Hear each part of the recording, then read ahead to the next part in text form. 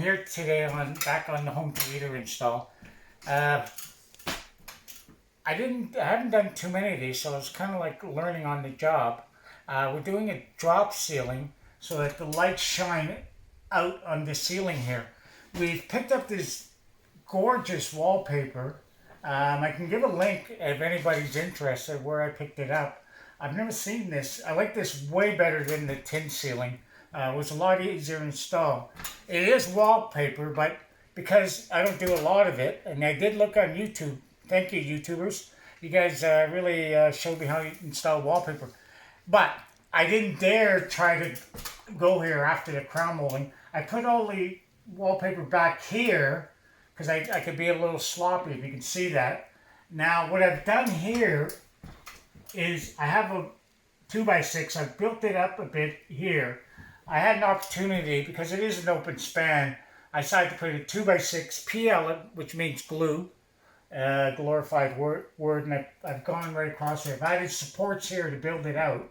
So now I'm way beyond my lip, because I wasn't that great at it with the wallpaper. I wasn't bad on the seams. I'm very happy with that. I mean, it took me a whole day to put this up. So then I'll get that up right now. Like, what are you going to do with the gaps here? I could never possibly get the drywall and start cornering and everything else. So what I've come up with is I got this molding that's going to go here. And, whoops, slip in here a bit. And then I'll take care of my problem. But at the same token, we have a rope lighting that's going to go here. And I haven't decided yet. I'm looking at metallic blue paint. I think it would look killer. And it would reflect the light off into here, into the ceiling a little better.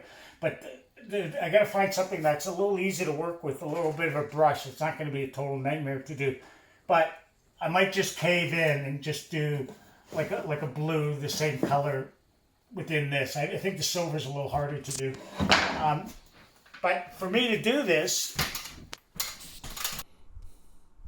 now on to the other side. The other side was a little trickier because I didn't have a wall and the cabinets were going underneath. So it was a little bit of flex in there, like you could move it up and down. So I put some spacers in there and tried to keep the height exactly the same height. And, you know, I'm gluing it in. In hindsight, because I did it after, and as I do this narration, I would have left that loose a lot more and then drop it down on the cabinet. So the cabinet, you're a little off a 1/4 inch, or it wouldn't be a big deal. And we had a little bit of a flex. You could bring it down with the crown molding. The only thing with this, once you screwed that in, you really didn't have you had zero flex with the 2x4. So those are the little things when you install. Sometimes you don't realize. Live and learn. Like each time, it's always different. Right here was, like I said, this was tricky doing it upside down. The only thing I found was I was trying to be too perfect and trying to get the seams, and there can be a little bit of seams. There was one wrinkle where I stretched around the speaker, but that just takes practice. I think it's hard. You're going to see a lot of it already installed. I didn't really show it being installed because I was like struggling. It was the first time I ever did one like this, and I was approaching it one way and then ended up doing it another way, and it was just kind of threw me off, I guess, out of my comfort zone. We're happy with it. We made up all these panels 8 feet long, and what we did is, a lot of it was leftover wood. We used mahogany. We had all little pieces like this. We laminated it and went along, kept the pattern. I didn't go lengthwise because I didn't want to butt join them. And the other thing why I did it this way, vertically, when you look up, it's going to make this room look massive when you go along.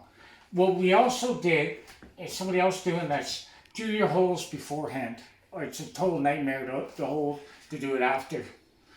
This way, I kept repeating patterns. They're pretty much the same, all my patterns. I forget the exact distance I'm in. I don't have a tape measure on me right now, but it was about 1.5 feet, 18 inches, and went from 8 feet. So the other one would pick up on the other one and be pretty good within reason. Now that we put the wiring in and make sure that everything's okay there, we're able here just to clamp it, and we put 16 gauge pins up there. You can't see them, and we glued it in. We used PL, so it's pretty strong. The joints aren't as bad as I thought they would be on something like this, so we're okay there. Now this is what I didn't realize when I did this. We got our lights going around. It looks great. So the only headache is with the mantle section here, because we took that 3 inches. We're gonna have to build this out by 2x4 this way.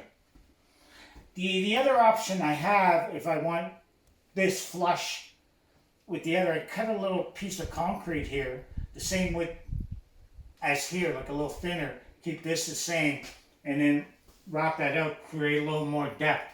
I haven't decided if I'm going to do it. More than likely, I'll probably do it at the end.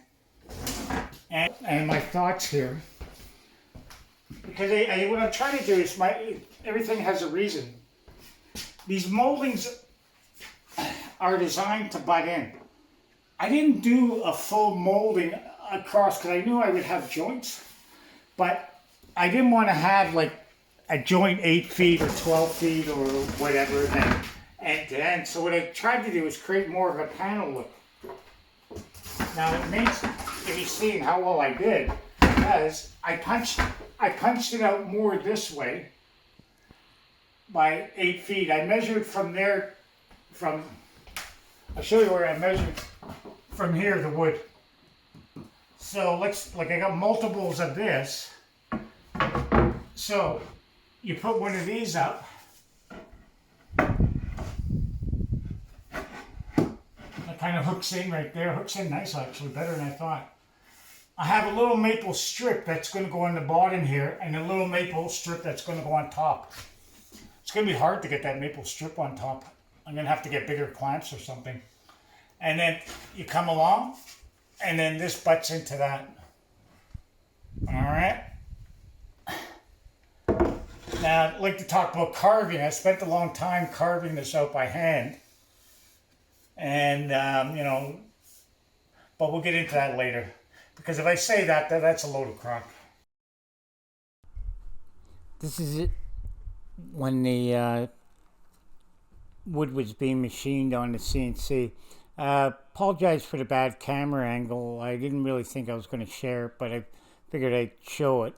I got the file online. It was a little repeating pattern, Art Deco, and I really did love it.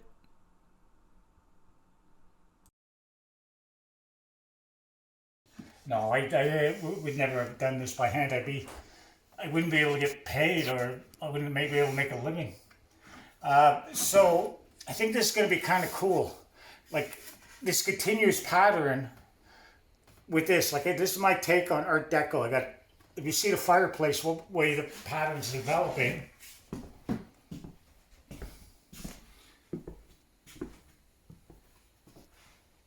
And you see these two.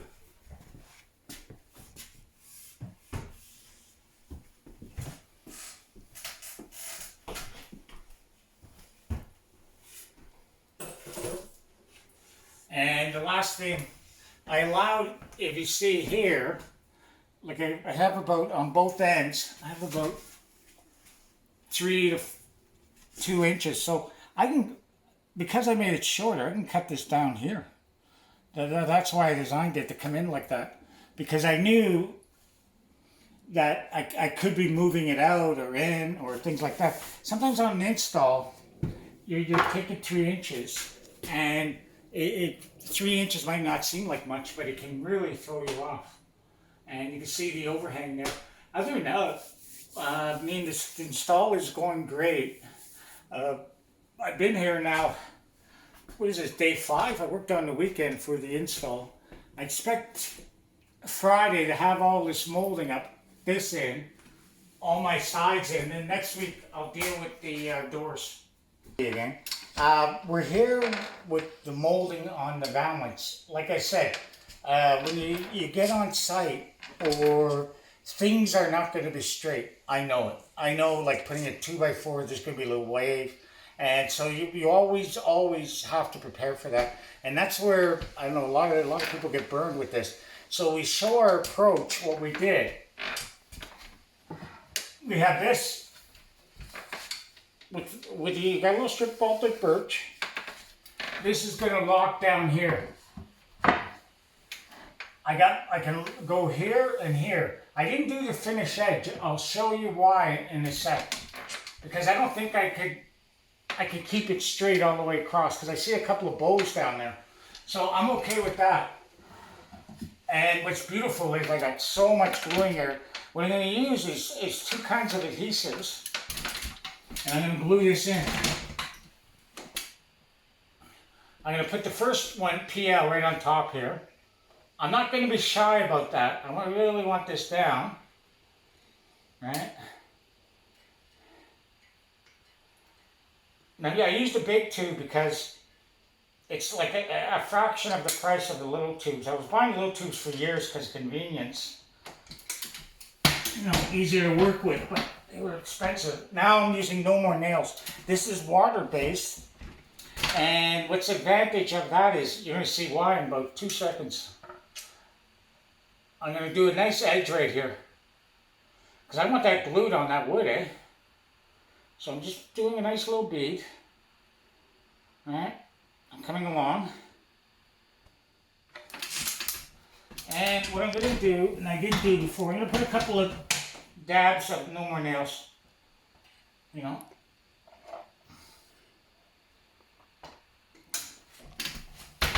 So, I'm going to pop this one on. I'm going to move the other one back a bit. Alright. Nice and easy, kind of wiggle it, let the weight go. Okay, that's good. Now I'm going to do the other one. Same deal. I'm going to get this top edge. I know I'm going a little heavy, but there might be little gaps.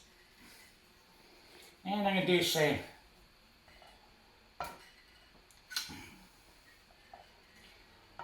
You usually see me wear old clothes. This is why. Because you get this stuff on your clothes, forget it.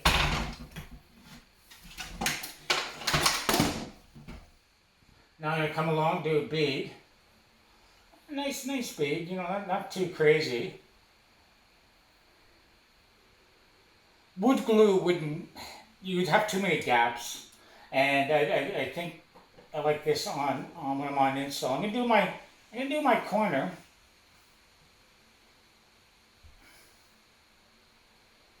Yeah.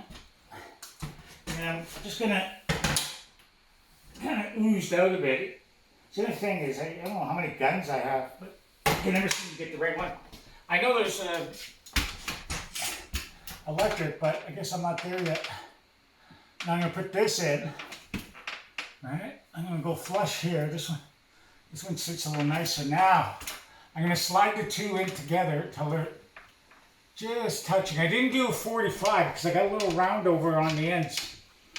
So, there we go. Oops. You know, so I got a little ridge here, but I'm not really worried about that just yet. So now I'm going to get my gun. I put an 18-inch brad in the grooves. It was less noticeable, and tried to set it up there. Like I said, I had that little spacer there to keep me honest with the next one. What's critical is the order of this.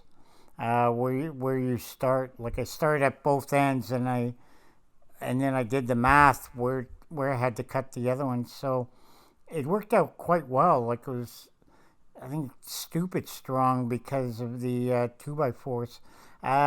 If I do it again, I think I'd put plywood, maybe be a little less forgiving, more straight, more machine like, if I could use that word.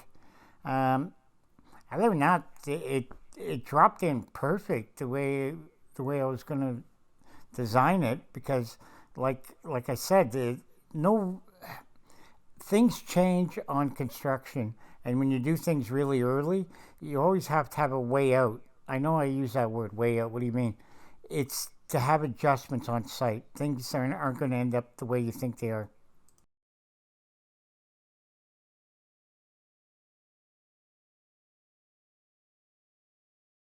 What is this? My third day on install. Uh, Getting this in, it's been tricky to say the least. So we came up with this.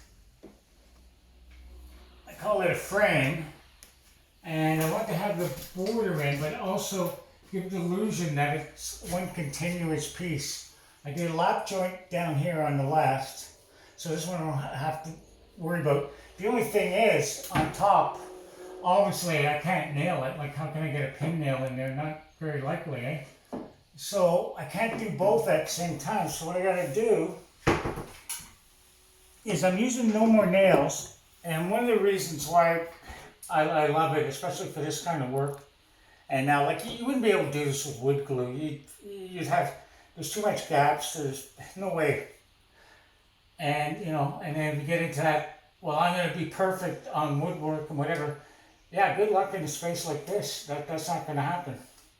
So this stuff is amazing. It'll grab. So what I gotta do is, you'll see, I'm putting 2 rows there because I don't mind if it oozes out a bit because I'll clean it up. But I want to make sure that it's going to grab, because I can only leave the clamps so long. This is one of those times I wish I had about 50 quick clamps, but I only have a couple of them.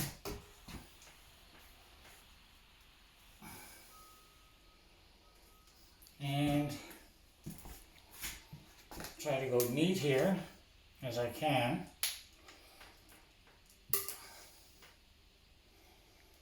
Now I've run out.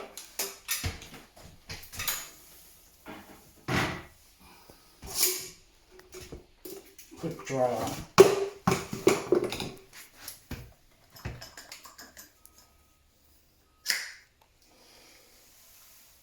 And I'm going to just go here. Like I said, I'm going 2 rows. I don't want this thing to let go.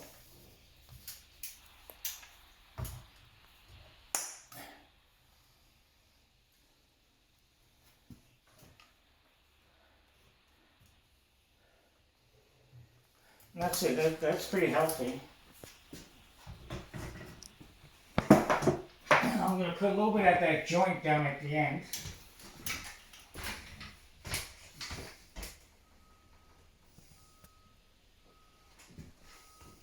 Like I said, I used maple on this.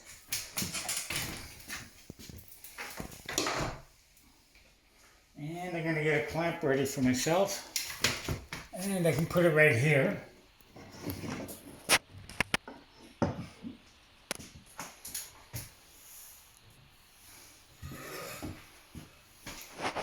I'm going to come up.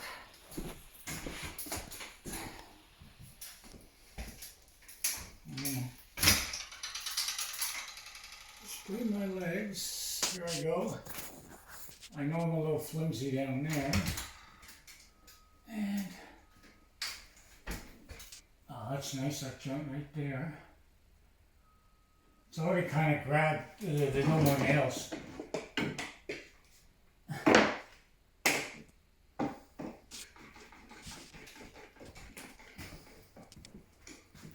Okay, push that there. Now I'm gonna grab another one. Try not to lose it. I slipped a bit.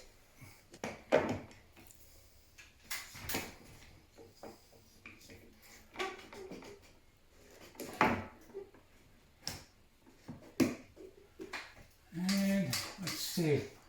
I want that nice joint there. So I'm going to try and give it a little pull. Yeah, I was able to pull it ever so slightly. So my joint's happy. I'm leaving about a 1/16 of an inch here. I have a little bit of reveal. And I'm going to say it now for the 50th time. This isn't perfectly straight, but I'm going to give the illusion that it is. You know, I'm touching there. I got a valley right here. It's not how many clamps you put on, it's where you put them. You got a valley here and a valley there, so I want to save 2 clamps. So I'm going to go down here.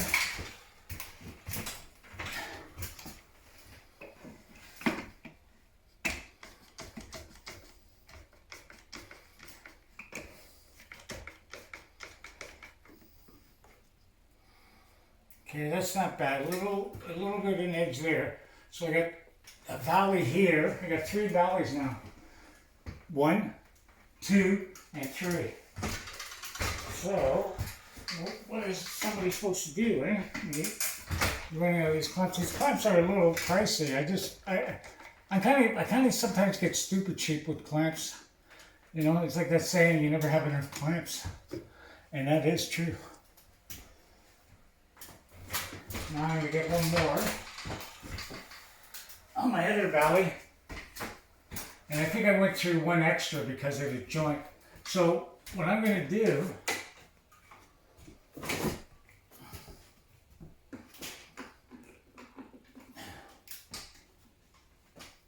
is I gotta nail these ones. I can't just leave them.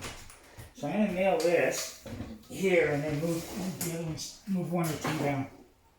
And I kind of can go right here. What's great about this, right there on that inside, I got a nice easy to cover up. You know, I know it's a shame to use any fasteners, but sometimes you have no choice.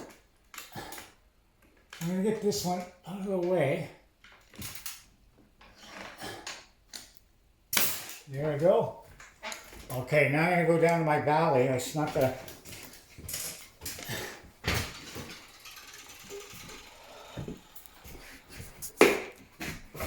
So even there, I still have a hairline gap. I'm going to deal with that when I put the top one on. Now I go here, and I'm going to go on this side.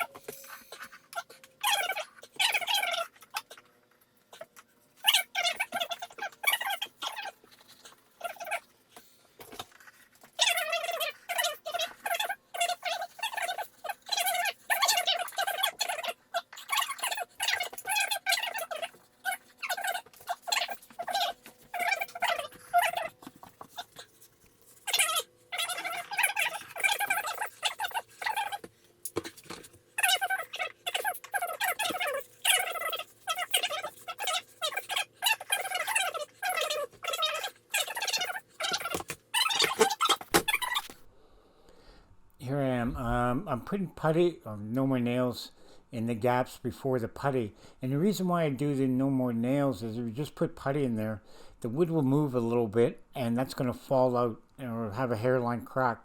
So when you do it while it's wet, the no more nails, and then you come along with the putty right after, the putty will not fall out. But the problem with no more nails, it wouldn't be able to take the tint the same way or the finish the same way as the putty. So I use the two together and I've never ever had any of this pop out on me. And I add a little like line, a little fill there.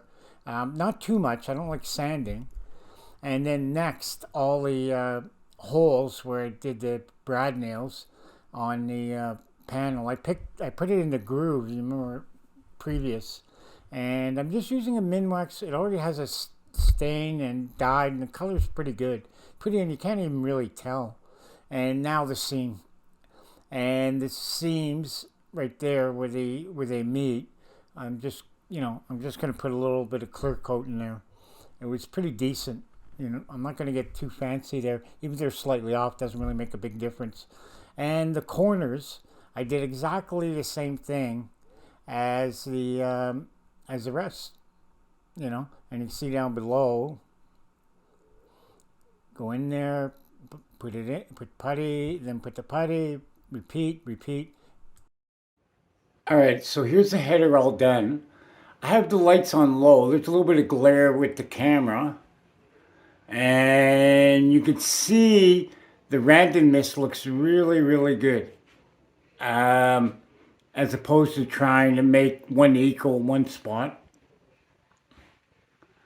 And that's it. Like the maple looks great. Nice, exactly what we want to do, make it look like it's framed. Hey Alexa, turn on the pot lights to 100%. Okay. Hey Alexa, turn the ceiling light to 1%. Did you mean rope lights? Yes. Okay. And you can see the effect that you get. But today is really a cloudy day, you can see. So these lights really came out fantastic. We can't say anything more about dramaticness. Hey Alexa, turn the rope lights to 1%. Okay. Hey Alexa, turn the rope lights to 100%. Sure. Hey Alexa, turn the rope lights to 100%. Okay. Hey Alexa, turn the pot lights to 1%. Okay. There you go.